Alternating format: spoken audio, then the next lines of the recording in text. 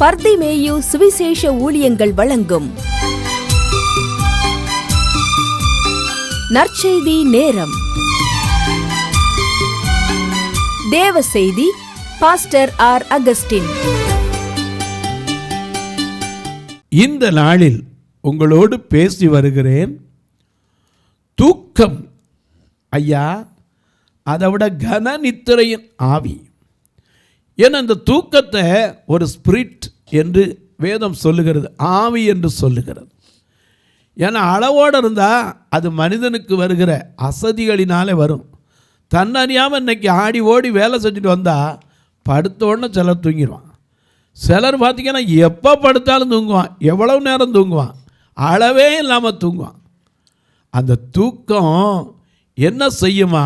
உங்களுடைய வேதத்தை தயவு செய்து எங்கு இருந்தாலும் தேடி கையில் எடுத்து நீதிமொழிகளின் புஸ்தகம் 19வது அதிகாரம் 15வது வசனத்துக்கு எல்லாரும் திருப்பி கொள்றீங்களா? அப்படி எல்லாரும் திருப்பி எடுக்கிற வரைக்கும் நீங்களும் நானும் பாடுமா? இயேசுவே உன்னாமத்தினால் இன்பம் உள்டையாவனுக்கும் நன்றி உள்ள இதயத்துடன் குடினோமில் நல்லாளிலே. இயேசுவே உன்னாமத்தினால்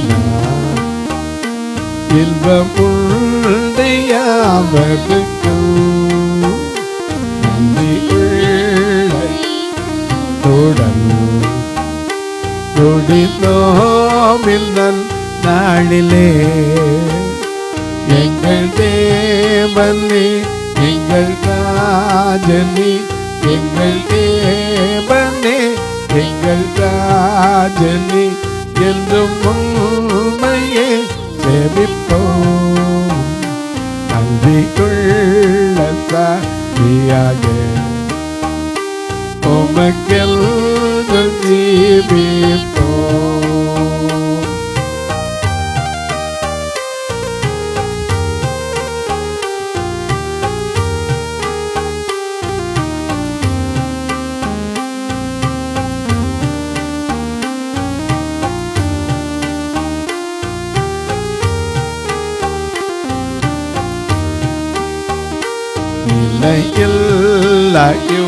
உலகில் மனம் அவனி நடந்தோ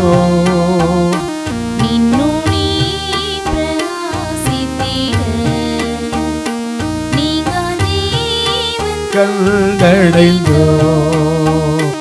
நிலையில் உலகில் ரைந்தோ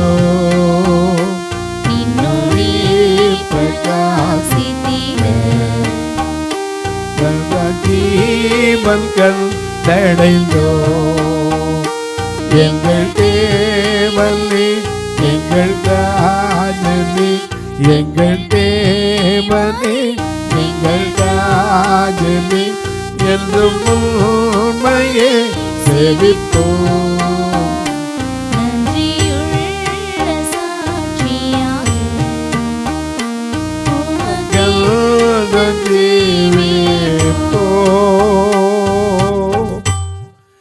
எல்லாம் எடுத்திருப்பீங்க.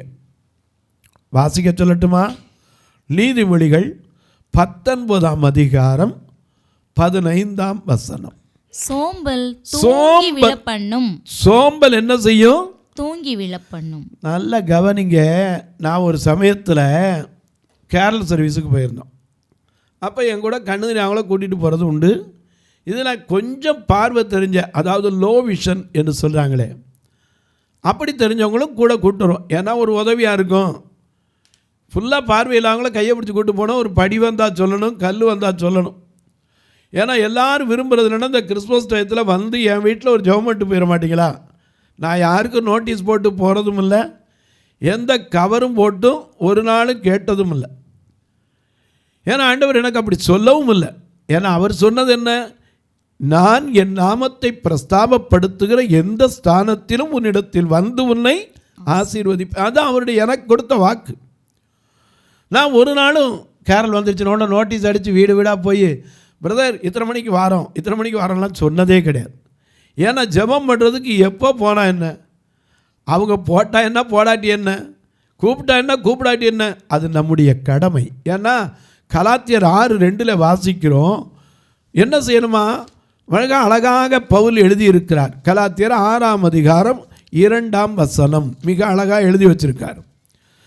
வாசிங்க பார்க்கலாம். 6:2 ஒருவருக்காக ஒருவர் பாரத்தை ஒருவர் சுமந்து இப்படியே கிறிஸ்துவின் பிரமாணத்தை நிறைவேற்றணும். அவருடைய பிரமாணம் என்ன, ஒருவருக்காக ஒருவர் என்ன செய்யணும், ஜெபிக்கணும். ஒருவர் பாரத்தை ஒருவர் சுமக்கணும். ஏன்னா நம்முடைய பாரத்தை எல்லாம் அவர் சுமந்து தீர்த்தார். அதனால தான் நம்ம பாடுறோம், கர்த்தர் மேல் பாரத்தை வைத்து விடு, கலங்கி தவிக்காதே, அவரே உன்னை ஆதரிப்பார், அதிசயம் செய்வார். கர்த்தர் மேல் பாரத்தை வைத்து விடு, கலங்கி தவிக்காதே, அவரே நம்மை ஆதரிப்பார், அதிசயம் செய்வார். ஏன்னா நம்முடைய பாரத்தை அவர் மேல் வைக்கிறோம். அவர் நம்முடைய பாரங்களை சுமந்து தீர்த்தார். இயேசு சுமந்து தீர்த்தாரே, நான் சுமக்க தேவையே இல்லைங்கிறோம். ஆனால் மனிதர்களுக்குள்ள ஒருவர் பாரத்தை ஒருவர் என்ன செய்யணும், சுமந்து பிரமாணங்களை நிறைவேற்ற வேண்டும். இது கடமை. அது மட்டுமல்ல, லூக்கா 2:10 வாசிக்கிறோம், இதோ எல்லா ஜனத்துக்கும் மிகுந்த சந்தோஷத்தை உண்டாக்க ஒரு நல்ல செய்தி என்னன்னா, கர்த்தராகிய கிறிஸ்து என்னும் இரட்சகர் தாவீதின் ஊரிலே பிறந்திருக்கிறார். பிள்ளையை துணிகளிலே சுற்றி முன்னணியிலே கிடத்தியிருக்க காண்பீர்கள், இதுவே உங்களுக்கு அடையாளம். இந்த கிறிஸ்து பிறந்த செய்தியை அறியாதவங்களுக்கு சொல்லணும். ஆகையினால அறியறவங்களுக்கு போய் நான் நோட்டீஸ் போட்டு சொல்லணுங்கிற அவசியம் கிடையாது. ஆனால் ஜெபிக்கணும். இதனால எல்லா வீட்டுக்கும் ஜெபம் பண்ணிட்டு போவோம். ஆள் இருந்தாலும் சரி, கதவு பூட்டி இருந்தாலும் சரி, ஆளே இல்லைம்பாங்க, நான் ஜெபம் பண்ணிட்டு போவேன். ஏன்னா அந்த வீட்டில் இருக்கிறவங்க ஒரு வேளை வெளியூர் போயிருக்கலாம், ஒருவேளை ஏதாவது அலுவலாக போயிருக்கலாம், கத்துறவங்கள பத்திரமா கொண்டாந்து சேர்க்கணுமே, நான் ஜெபம் பண்ணிட்டு போவேன். எனக்கு கன்வெர்ட்டில் இப்படி ஜெபம் பண்ணிட்டு போகும்போது ஒரு நாள் நான் கூட்டிகிட்டு போயிருந்த ஒரு நபர், அவருக்கு என்ன வேலையோ தெரியாது, கண்ணு தெரியாமல் தான், பெரிய எந்த வேலையும் பார்க்கல, ஆனால் தூங்கி அப்படியே சோம்பல்ல அசதி வந்து ஜெபம் பண்ணிக்கிட்டு இருக்கும்போது பொத்துன்னு விழுந்தாரே பார்க்கணும். விழுந்த உடனே எனக்கு ஒரு பக்கம் யோசனை வந்துச்சு, எப்பா ஒன்று நல்லா தூங்கிட்டு வா, ஊழியத்தில் வந்து என்ன செய்யாத, தூங்கி விழாத. ஊழியத்தில் தூங்கினா உதவாக்கரையாக போனான்னு அர்த்தம். ஊழியத்தில் தூங்கிறவே என்ன செய்யக்கூடாது, தூங்கக்கூடாது. அதுலேயும் ஊழியக்காரன் என்ன செய்யக்கூடாது, அவன் யார் ஐயா, ஜாமக்காரன், காவல்காரன். ஏசாயா 56:10 என்ன வாசிக்கிறோம், மிக அழகாக எழுதி இருக்கிறார். வாசிக்க கேட்போமா? அவனுடைய காவற்காரர் எல்லாரும் ஒன்றும் அறியாத குருடர், அவர்கள் எல்லாரும் குறைக்க மாட்டாத ஊமையான நாய்கள், தூக்க மயக்கமாய் புலம்புகிற, நல்ல கவனிங்க, தூக்கம் மட்டுமல்ல, மயக்கமாய் புலம்புகிறவர்கள், படுத்துக் கொள்ளுகிறவர்கள், நித்திரை பிரியர். எனக்கு அன்பார்களே, அநேகர் நித்திரை பிரியராக தான் இன்னைக்கு இருக்கிறாங்க. எவ்வளோ நேரம் தூங்குறாலும் சரி, இன்னும் கொஞ்சம் தூங்கட்டும். அப்படி தூங்குறது என்னத்தை கொண்டுட்டு வரும்? இங்கே நீதிமொழிகள் 19:15 திரும்ப முழுசு வாசிக்க பார்க்கலாம். மிக அழகாக நமக்கு ஆண்டவர் எழுதி வைத்திருக்கிறார். நீதிமொழிகள், சோம்பல் தூங்கி விழப்பண்ணும், அசதியானவன் பட்டினியாயிருப்பான். மறந்துடாதீங்க, சோம்பல்ல தூங்கி இருந்துட்டு அறுப்பு காலத்தில் போய் பிச்சை கேட்டால் கிடைக்குமா? எனக்கு அன்பானுடைய அநேக நேரங்களில் நமக்கு இது விளங்குறதில்லை. அநேக நேரங்களில் நமக்கு இது விளங்குறது இல்லை. நாம் அசதியாக இருந்துடுறோம். தூக்கம் இருக்கணும், ஆனால் அளவோடு இருக்கணும். கடைசியில் தூங்கி தூங்கியே என்ன வந்துடும், உடம்பு பெருத்ததான் மிச்சம். கொரோனா வந்த காலத்தில் அநேகர் வீட்டுக்குள்ளேயே தூங்கி தூங்கி கடைசியில் என்ன ஆனதான் மிச்சம், உடம்பு பருத்ததான் மிச்சம். ஒரு பிரயோஜனம் இல்லை. எனக்கு அன்பானுடைய நமக்கு கொடுத்திருக்கிற காலம் கொஞ்சம். இந்த காலத்திலே நமக்காக தேவன் எத்தனையோ செய்திருக்கிறார். நாம் அவருக்காக என்ன செய்திருக்கிறோம்? ஏன்னா நம்ம பார்த்து இன்னைக்கு கேட்பாரு, என்ன பதில் வைத்திருக்கிறோம்? உனக்காக நான் மரித்தேன், எனக்காக நீ என்ன செஞ்ச? நாம் என்ன செய்திருக்கிறோம்? சோம்பல்.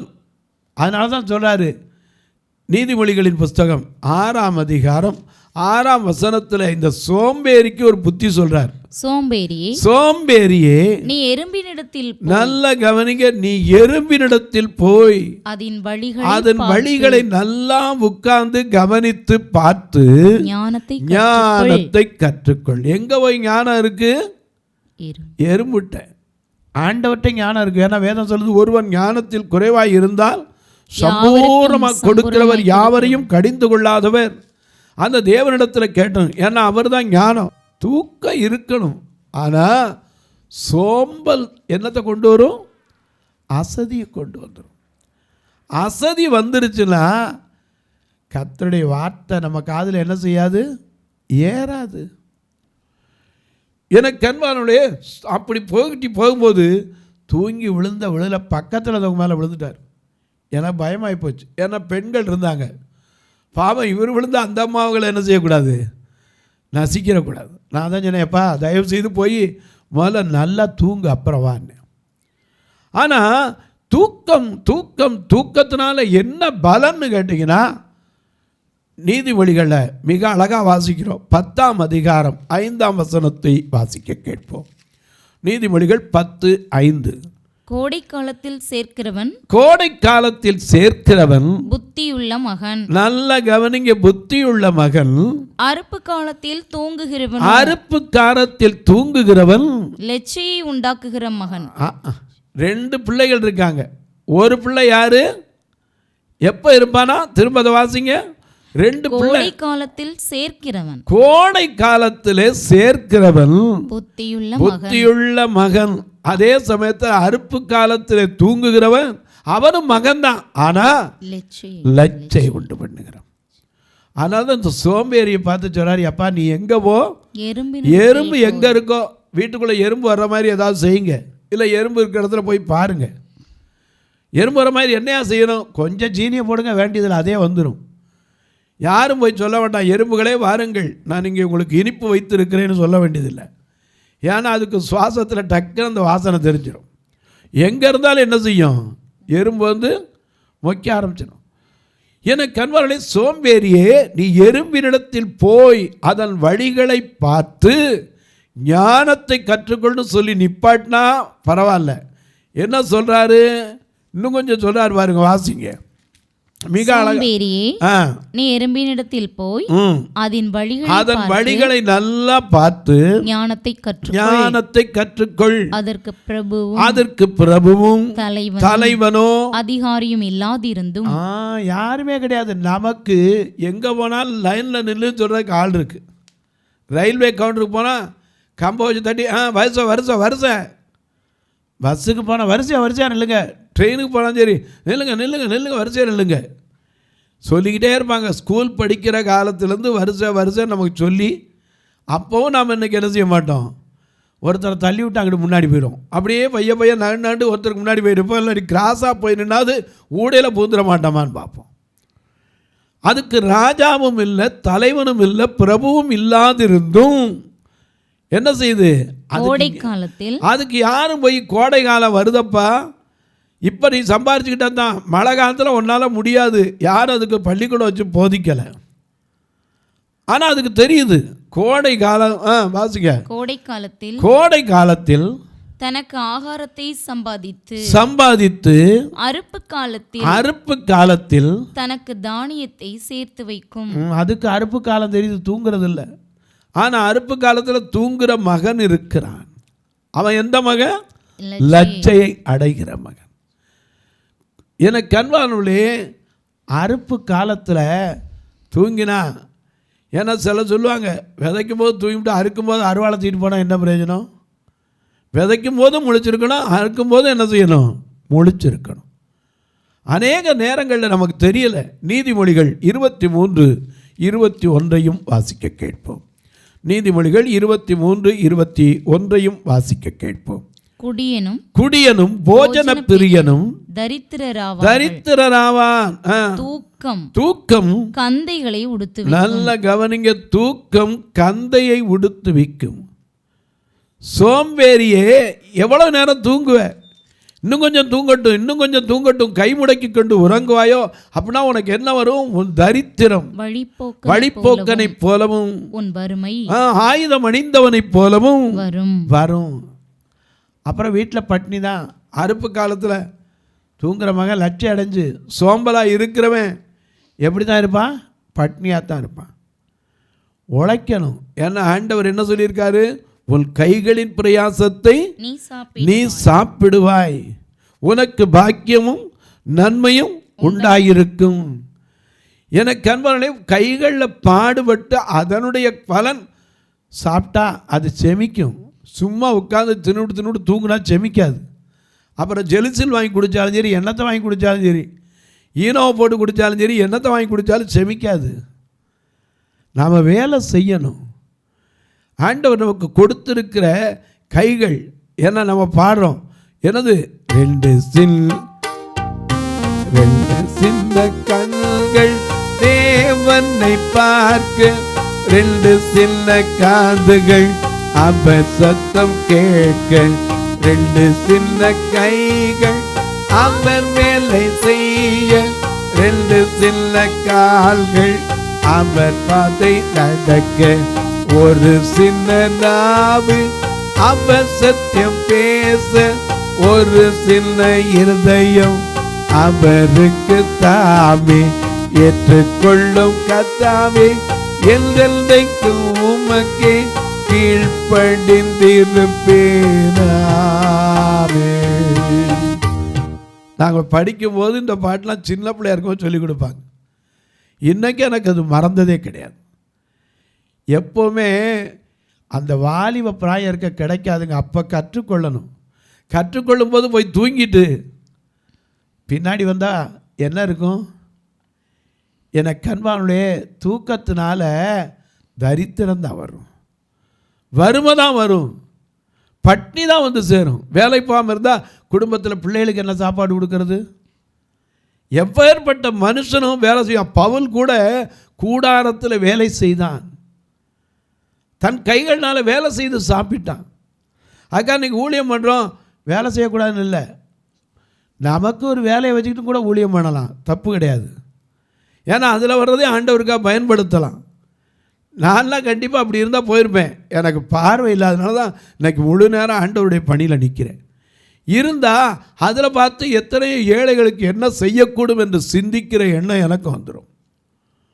எனக்கு அன்பானவர்களே, தூக்கம் இருக்கணுங்க, அளவோடு இருக்கணும். ஏன்னா நாம் ஆராதிக்கிற தேவன் உறங்குவதும் இல்லை, தூங்குவதும் இல்லை. ஆனால் எலியா சொல்லுகிறான் பாருங்க, 1 ராஜாக்கள் 18 வசனத்தை. மத்தியான வேளையிலே எலியா அவர்களை பரியாசம் பண்ணி யார? பாகால் தீர்க்கதரிசி முன்னாடி ஆடி பாடி பலியிட்டு காலையிலிருந்து தங்களை கத்தியால் கீறி ரத்தம் வடிய ஆடி பாடி ஒரு பலனும் இல்லை, ஒரு சத்தமும் இல்லை, ஒரு செயலும் இல்லை. ஆகையினாலே அவன் சொல்லுகிறான், மத்தியானம் வரைக்கும் பார்க்குறான். மத்தியான வேளையிலே எலியா என்ன சொல்றாரு? வாசிங்க. பரியாசம் பண்ணி உரத்த சத்தமாய் கூப்பிடுங்கள். ஏன்னா காது கேட்காது, உரத்த சத்தமாய் கூப்பிடுங்கள். ஏன்னா எரேமியா சொல்றாரு, காது எல்லாமே இருக்கும், ஆனால் அது எதனால? மரத்தினாலேயும் ஆணியினாலேயும் சுத்தியினாலேயும் அறுக்கி நிறுத்தப்படுது. என கண்பானுடைய மிக அழகாக எழுதியிருக்கார். ஒரு மரத்தை வாசிங்க பார்ப்போம். எரேமியா 10 வாசிங்க. எரேமியா 10ஆம் அதிகாரத்தில் 2ஆம் வசனத்திலிருந்து வாசிங்க பார்க்கலாம்.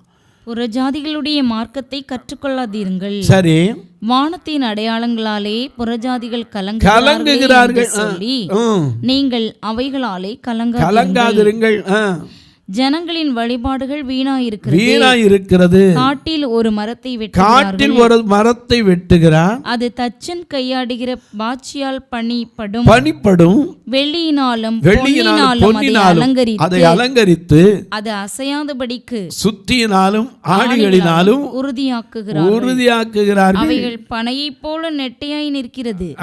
அவைகள் பேச மாட்டாதவைகள். அவைகள் நடக்க மாட்டாதது. சுமக்கப்பட வேண்டும். அவைகளுக்கு பயப்பட வேண்டாம்.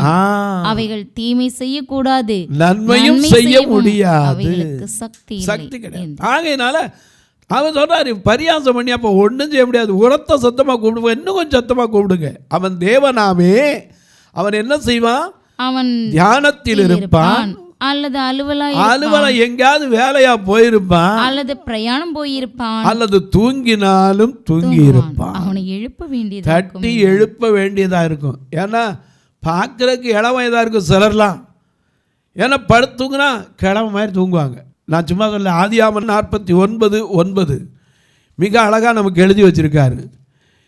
ஆதியாகமம் 49ஆம் அதிகாரம் 9. யூதா பாலசிங்கம், நீ இறை கவர்ந்து கொண்டு போனாய், என் மகனே சிங்கம் போலும் சிங்கம் போலும் மடங்கி படுத்தான். அவனை எழுப்புகிறவன் யார்? பாலசிங்கம் தான். ஆனா கிழவனை போல படுத்துங்கிடக்கூடாது. தூங்கினா வீட்டில் என்ன செய்ய வரும்? அடுப்பில் என்னதான் தூங்கும்? பூனை தான் தூங்கும். உன் தரித்திரம் மாறணும்னா கைகள்னால வேலை செய்யணும். தொலைக்காட்சியில் பார்க்கிற என் அன்பு மக்களே, இன்னைக்கு எத்தனை குடும்பத்தில் வேலை செய்யாமல் வீட்டில் படுத்து தூங்கிட்டு இருக்காங்களோ அவங்களுக்கெல்லாம் இந்த காரியத்தை கொஞ்சம் உங்கள் ஃபோன்லேயும் போடுவோம், யூடியூப்பில் போடுவோம், போட்டு காட்டுங்க. எழுந்து வேலை செய்யணும், ஏதாவது செய்ய வேண்டும், தன்னால் இயன்றதை செய்ய வேண்டும். யாராக இருந்தாலும் சரி, அவன் சக்திக்கு தக்க ஏதாவது ஒரு வேலை செஞ்சால் நிச்சயமாக சொன்னேன், வறுமை உன் பக்கம் கூட வராது. இல்லையே, நான் வறுமை ஆயுதம் அணிந்தவனைப் போலவும் தரித்திரம் வழிப்போக்கனைப் போலவும் உன் வீட்டில் இருக்கும். தொலைக்காட்சியில் கேட்கிற நீங்கள், இந்த நிகழ்ச்சியை பார்த்து சந்தோஷப்படுற நீங்கள் ஒரு வார்த்தை ஜெபம் பண்ணுறீங்களா? ஐயா, இந்த ஊழியமானது முற்றிலும் பார்வையற்ற மக்கள் மத்தியில் தான் வைத்திருக்கிறோம். இந்த பார்வையற்ற மக்கள் மத்தியில் எந்த காணிக்க வரும்னு வைக்கலை. அவர்களும் ரட்சிக்கப்பட வேண்டுமே, அவர்களும் ஐயா அந்த நித்திய ராஜ்யத்திற்குள் வரப்பட வேண்டுமே, அவர்களும் அந்த நரகத்துக்கு தள்ளப்படக்கூடாதே. இந்த பாரத்தோடு தான் 2 கண்ணும் தெரியாதவங்க, இன்றைக்கி நல்ல வேலை இல்லாதவங்க அநேக இடங்களில் பார்த்திங்கன்னா சிக்னல்லையும் சாலைகளிலும் நிற்கிறாங்க. இவர்களும் சத்தியத்தை அறியணும். இவர்களை போய் வேன் வச்சு கூட்டிகிட்டு வந்து சத்தியத்தை அறிஞ்சு இவங்களை சாப்பாடும் கொடுத்து திரும்பி எங்கே இறக்கணுமோ அங்கே கொண்டு விடுறோம். திருநெல்வேலியில் வந்து பாருங்கள், வாரத்துக்கு அதுக்கு மட்டும் 4000 ரூபா சாப்பாடு வாரம் எல்லாரையும் சாப்பிட வச்சு தான் அனுப்பியிருப்போம். மதுரையில் வந்து பாருங்கள், எல்லா குடும்பத்துக்கும் கணவன் மனைவி வந்தால் 4 கிலோ அரிசி கொடுத்து அனுப்புவேன். நீங்களும் ஒருவேளை இப்படிப்பட்ட தொழில் வைத்திருப்பீர்கள் என்றால் கொடுத்து உதவ கர்த்தர் உங்களை ஏவினால் நீங்கள் பொருளாகவும் கொடுக்கலாம். ஏன்னா பொள்ளாச்சியில் ஒரு மனுஷன் இருக்கார், அவர் பேர் சொல்லக்கூடாது. அவர் பார்த்திங்கன்னா மாதம் கடுகு, ஜீரகம், வெந்தயம் இவற்றெல்லாம் அப்படி பார்சலில் தூக்கி போடுவார். பணத்தை பணம்னு பார்க்காம தூக்கி போடுவார். அவருடைய குடும்பத்தாரை கர்த்தர் ஆசீர்வதிக்கணும். இந்த பார்வையற்ற மக்களுக்கு அப்படிப்பட்ட காரியத்தை கொடுப்பேன். நீங்களும் உங்களுக்கு கர்த்தர் ஏவினால் நீங்களும் இப்படிப்பட்ட பொருட்களாக கூட அனுப்பி வைக்கலாம். அனுப்பி வச்சுட்டு என்ன சொன்னீங்கன்னா நான் எடுத்து எல்லாருக்கும் கொடுக்கத்தான் செய்வோம். அது மட்டுமல்ல, உங்கள் பிறந்த நாள், திருமண நாள் போன்ற நல்ல நாட்களில் ஒரு நேரம் உணவு கொடுக்க உதவலாம். திருநெல்வேலியில் இன்னும் ஒரு அறை கட்டப்பட வேண்டும். ஏன்னா இட பற்றாக்குறை இருக்குது. மதுரையில் பெண்களை தங்க வச்சிருந்த இடத்துல ஓடு கூட மாற்றப்பட முடியாமல் இன்றைக்கி 20 வருஷமானதுனால அந்த ஓடெல்லாம் நொறுங்கி போய் ஒழுகுது. இனி ஓடு போட வேண்டாம், சென்ட்ரிங் போடணும். அதற்கு மட்டும் 6 லட்சம் ரூபா சென்ட்ரிங் போட தேவை உண்டு. கர்த்தர் ஒருவேளை உங்களை ஆசீர்வதித்திருந்தால் நீங்களே கூட அதை போட்டு கொடுக்கலாம், தப்பு இல்லை. ஆனால் வந்து இருந்து நீங்கள் பண்ணணும். ஐயா அவ்வளோலாம் முடியாது, என்னால் முடிஞ்சது செய்யணும். ஒரு நாள் நிகழ்ச்சியை தாங்கலாம். ஒரு பார்வையற்ற மக்கள் திருமணத்திற்கு உதவலாம். 2 கண்ணு தெரியாமலும் குடும்பமாக்கி வருஷத்துக்கு ஒரு திருமணம் செய்து வைப்போம். ரொம்ப என்னால் முடியாது. அவருடைய பிள்ளைகளுக்கு கல்விக்கு உதவலாம். ஒரு மரித்தா கூட சொந்தக்காரன் வரமாட்டான், அந்த ஃபியூனரல் காரியங்களுக்கு உதவலாம். உங்கள் ஜெபக்காரி எது இருந்தாலும் தாராளமாக காலை 10லேருந்து 5க்குள்ளே சொல்லலாம். என்ன பிரதர் 24 மணி நேரம் ஜெபம்னு எல்லாம் சொல்கிறாங்க, நீங்கள் மட்டும் இப்படி டைம் சொல்கிறீங்க. நானும் சொல்லலாம். சொல்லிவிட்டு ஃபோன் எடுக்காமல் உட்கார்ந்துருந்தா என்ன பிரயோஜனம்? நான் எடுத்து உங்களுக்கு பதில் சொல்லணும்.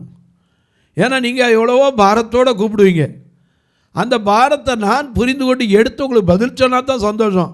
இல்லாட்டா ஆமாம் இவங்களுக்கு அடித்து என்ன பண்ண எடுக்க மாட்டாங்க. அப்படி உங்கள் கவலை யார்கிட்டயா சொன்னால் தான் உங்களுக்கு ஒரு ஆறுதல் உண்டு. அதை ஜெபிக்கும் போது இன்னும் கொஞ்சம் ஆறுதல் உண்டு. 10லேருந்து 5க்குள்ளே ஜெபம் பண்ணு. தாராளமாக சொல்லுங்கள். ஒரு வேளை உதவணும். எப்படி பிரதர் உதவ? இதில் 2 நம்பர் வந்துக்கிட்டே இருக்கும், ஜிபே ஃபோன்பேலாம். இதன் வழியாக தொடர்பு கொள்ளலாம். அது மட்டும் இல்லை, ஒரு அட்ரஸுமே இல்லை. ஐயா நான் தபால் வழியாக காசோலையை அனுப்புகிறேன். ஆர். அகஸ்டின், தபால் பெட்டி எண் 7, நாகமலை, புதுக்கோட்டை, மதுரை 625019. இதுக்கு போட்டால் தாராளமாக வந்து சேர்ந்துடும். உங்கள் ஜெப காரியங்களை இதற்கு எழுதலாம்.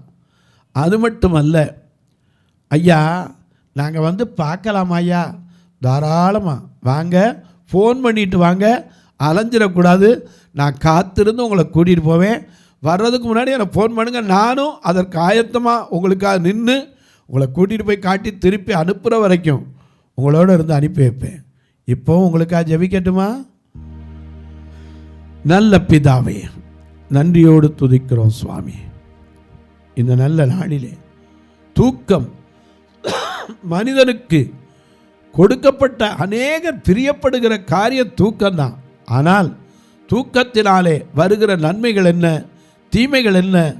தூக்கத்தினாலே இழந்தவர்கள் எத்தனை பேர், ஆசீர்வாதத்தை இழந்தவர்கள் எத்தனை பேர்? அவைகளெல்லாம் தியானித்து வருகிறோம். கர்த்தர் எனக்கும் எங்களுக்கும் கற்றுக்கொடும். இந்த ஊழியத்தை தாங்குகிற, ஜெபிக்கிற, கொடுக்கிற எல்லா மக்களையும் ஆசீர்வதியும். பிறந்த நாள், திருமண நாளை நினைவு கூறுகிற மக்களுக்காய் ஜெபிக்கிறேன். மருத்துவமனையில் இருந்து கொண்டு ஐயோ என்று கண்ணீர் வடிக்கிற மக்களுக்காய் ஜெபிக்கிறேன். பிரசவ காலத்தில் இருக்கிற அன்பு சகோதரிகளுக்காய் ஜெபிக்கிறேன். பிறரிடத்தில் சொல்ல முடியாமல் நோயின் கொடுமையினால் கண்ணீர் வடிக்கிற மக்களுக்காய் ஜெபிக்கிறேன். ஒவ்வொருவருடைய கவலைகளையும் கண்ணீரையும் மாற்றும். வானத்திற்கும் பூமிக்கும் சகல அதிகாரம் கொண்ட இயேசு கிறிஸ்துவின் ஈடு இணையற்ற வல்லமையுள்ள நாமத்தில் ஜெபிக்கிறேன் நல்ல பிதாவே, ஆமென். சபை ஆராதனை ஞாயிறு காலை 10 மணி முதல் 12 மணி வரை. இடம் பர்திமேயு சுவிசேஷ ஆலயம், அன்னை சத்யா நகர், இளமனூர் அஞ்சல், சக்கிமங்கலம் வழி, மதுரை மாவட்டம். பின்கோட் 625201 மற்றும் பர்திமேயு சுவிசேஷ ஜெப வீடு, flat number 107, Eden garden, Muthur, Tirunelveli. Pin code 627011. சிறப்பு உபவாச கூட்டம் ஒவ்வொரு மாதமும் 2வது சனிக்கிழமை காலை 10 மணி முதல் 1 மணி வரை நாகர்கோவில் YMCA ஹாலில் வைத்து நடைபெறுகிறது. மற்றும் ஒவ்வொரு மாதமும் 4வது சனிக்கிழமை காலை 10 மணி முதல் 1 மணி வரை திருநெல்வேலி புதிய பேருந்து நிலையம் அருகில் உள்ள கிரேஸ் ஹாலில் வைத்து நடைபெறுகிறது. எங்கள் எல்லா ஆராதனைகளிலும் கலந்து கொண்டு தேவனை மகிமைப்படுத்த அன்பாய் அழைக்கிறோம். உங்கள் உதாரத்துவமான காணிக்கைகளினால் இவ்வூழியத்தை தாங்க விரும்பினால் R. Augustine, account number 5021364331, IFSC code IDIB 000B066, Indian bank, BP Kulam, Madurai.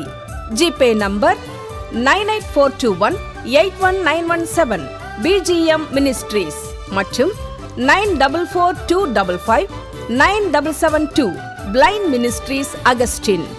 உங்கள் தொடர்புக்கு பாஸ்டர் ஆர். அகஸ்டின், பர்திமேயு சுவிசேஷ ஊழியங்கள், நாகமலை, புதுக்கோட்டை, மதுரை 625019.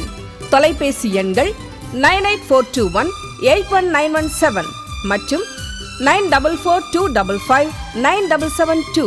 கர்த்தர் தாமே உங்களை ஆசீர்வதிப்பாராக.